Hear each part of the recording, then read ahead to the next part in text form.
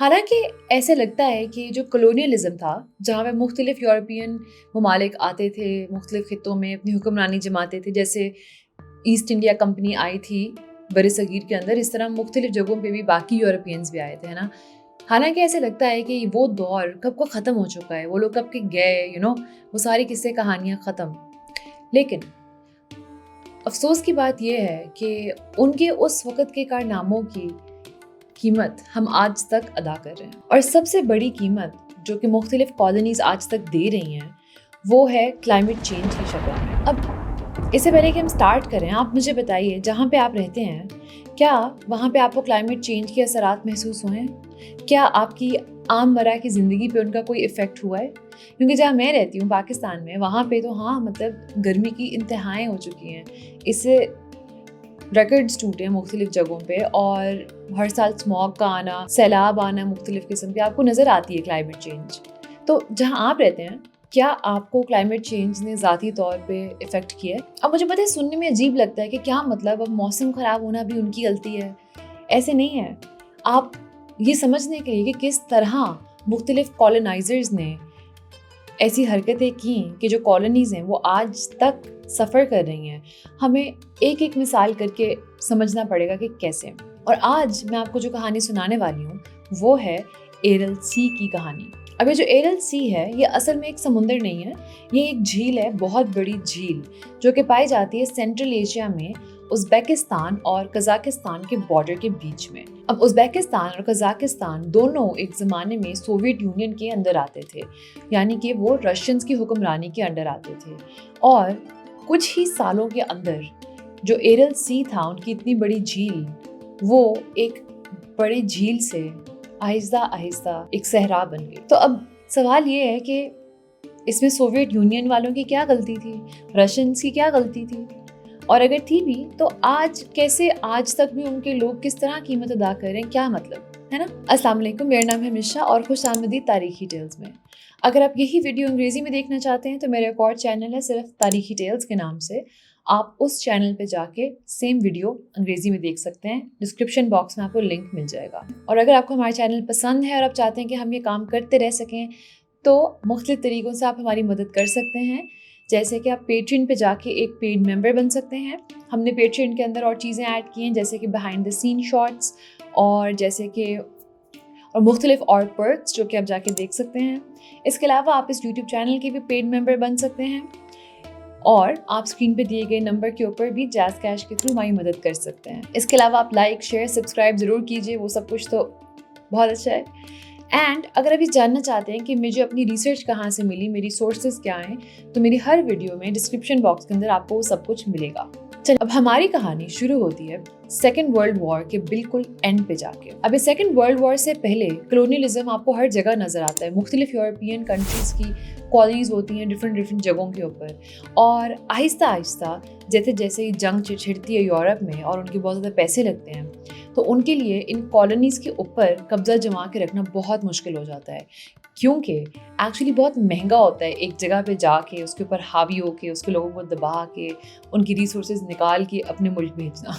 بے شک اس سے آپ پیسے کما رہے ہوتے ہو لیکن بہت زیادہ پیسے لگ بھی رہے ہوتے ہیں، اور جب آپ کے پیسے دوسری طرف جنگ میں لگ گئے تو آپ پاس اتنے پیسے ہی نہیں ہوتے ایٹ ون پوائنٹ کہ آپ اس چیز کو آگے لے کے چل سکو. تو اس فائنینشیل پریشر میں آ کے بہت زیادہ جو یورپین ممالک ہیں وہ اپنی کالونیز کو آزادی دے دیتے ہیں، انڈیپینڈنس دے دیتے ہیں. اب ان میں سے ایک ملک جو یہ کرتا ہے وہ ہوتا ہے یو کے، گریٹ برٹن، اور وہ انڈیا نامی اپنی کالونی کو چھوڑ دیتا ہے. اب جب انڈیا ان کے ہاتھوں سے نکلتا ہے تو ہوتا یہ ہے، تو گلوبل مارکیٹ میں جو کاٹن کی تجارت ہوتی ہے اس میں انگریز اصل میں بہت زیادہ حاوی تھے پہلے، بیکاز وہ انڈیا میں اگاتے تھے کاٹن سستے داموں میں اور مہنگے داموں میں بیچتے تھے انٹرنیشنل مارکیٹ میں. لیکن جب ایک دم انڈیا ان کو چھوڑنا پڑا تو ان کے ہاتھوں سے یہ ساری ٹریڈ بھی نکل گئی، اور یہ چیز دیکھ رہے ہوتے ہیں سوویت یونین والے، رشینز.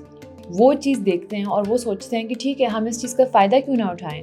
ایک قسم کا جگہ بن گئی ہے انٹرنیشنل مارکیٹ میں، کاٹن بیچنے والا اتنا بڑا پلیئر باہر ہو گیا ہے، ہم بیچتے ہیں ان کی جگہ کاٹن. اب ازبیکستان، تاجکستان میں पहले से ही वो लोग कॉटन उगा रहे थे, लेकिन वो सोचते हैं कि क्यों ना हम यहाँ पे और ज़्यादा कॉटन उगाएं, हमें और ज़्यादा ज़रखेज़ ज़मीन चाहिए।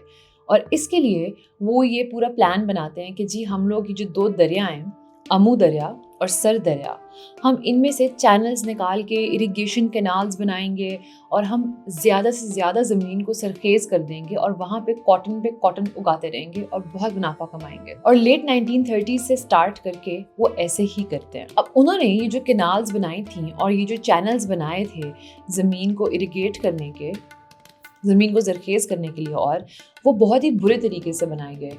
उनमें से पानी उड़ भी जाता था गर्मी से और ज़मीन के अंदर भी जल्दी जज़्ब हो जाता था। लेकिन जो वो लोग चाहते थे कि कॉटन की प्रोडक्शन बढ़े, वो डेफिनेटली बढ़ गई और इसमें रशियंस बहुत खुश थे। उनको नहीं फ़र्क पड़ता था कि उसके क्या इफ़ेक्ट्स होते हैं, आगे जाके क्या बनता है इस खित्ते का।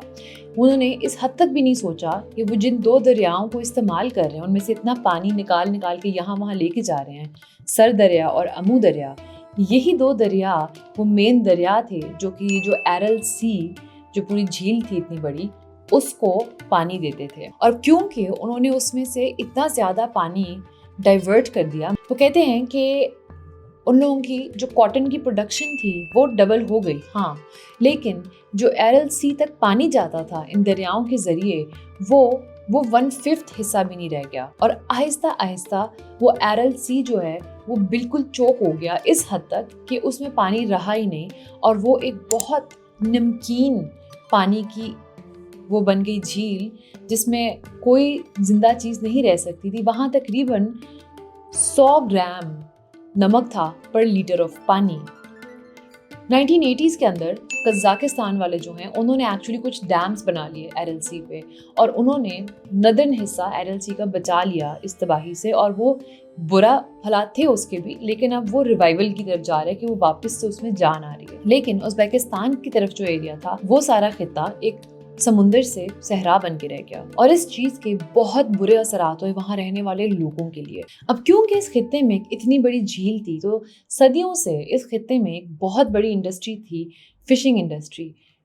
मछेरे रहते थे वहाँ पे और इसके अलावा जो वो इंडस्ट्रीज जो फिशिंग से आगे निकलती थी वो भी यहाँ पे बखूबी चलती थी। आज अगर आप एरएलसी की तस्वीर देखें तो वहाँ पे अब बहरी जहाज इस तरह लगते हैं, सहरा में पड़े हुए, जंग लग रहे हैं उनको, मिट्टी ओढ़ी उनके इर्द गिर्द और कोई पानी नहीं है वहाँ पे, कोई मछलियाँ नहीं है वहाँ पे। सन 1960 से लेके 1980 के दौरान जो वहाँ पे मछली पकड़ने की तादाद थी वो तकरीबन 50% गिर गई और इसके अगले 20 सालों में वो बिल्कुल ज़ीरो हो गई। इस पूरी चीज़ की वजह से एरएलसी के इर्द गिर्द जो सारे लोग थे रहने वाले, उनमें से बहुत ज़्यादा लोग वहाँ से चले गए हिजरत करके और जगहों पे, क्योंकि उनका ज़ाहिर बात है ज़रिया आमदनी ख़त्म हो गया था बिल्कुल। और सिर्फ फिशिंग इंडस्ट्री का ख़त्म हो जाना और वहाँ का समुंदर सहरा बन जाना एक मसला नहीं रहा, और अजीब गरीब किस्म के इशूज़ भी सामने नज़र आना शुरू हो गए। जैसे कि 1990s में वज़रोज़ेडेनिया नामी एक जजीरा जो है